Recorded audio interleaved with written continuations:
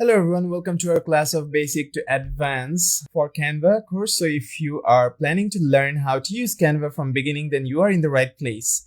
If you do not have any prior experience, then it's okay, as we will go through everything to learn as we go. Now, to introduce you, let's take a look at what you'll be learning from the course. So at first, I'm going to teach you about Canva, so an introduction to Canva and how you can circumnavigate throughout its interface. Then I'll show you how you can use basic design elements. Then I'll show you the basics of exporting. Now, at the end of the entire course, I'll also show you exporting again, but that time it will be about publishing and other social media sharing, and cloud storage is included as well. So the third lesson about exporting will be the bare minimum exporting that you can do. As we progress through the class, you need to export and save those files for resources. So next up is templates, where I'll teach you how you can go through the templates and how you can customize the templates into your own design and style. Then I will show you how you can work with images and the tools and utilities needed to tweak and change how the images work or look like.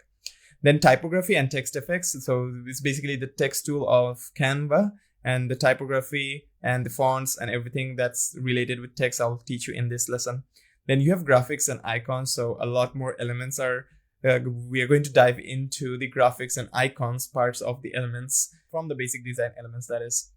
Then I will show you some advanced tips or share with you some advanced tips in Canva which might help you out. Then we have animation and interactive designs. Here I'll show you what animation is and how you can do interactive designs on both like images and also presentations as well.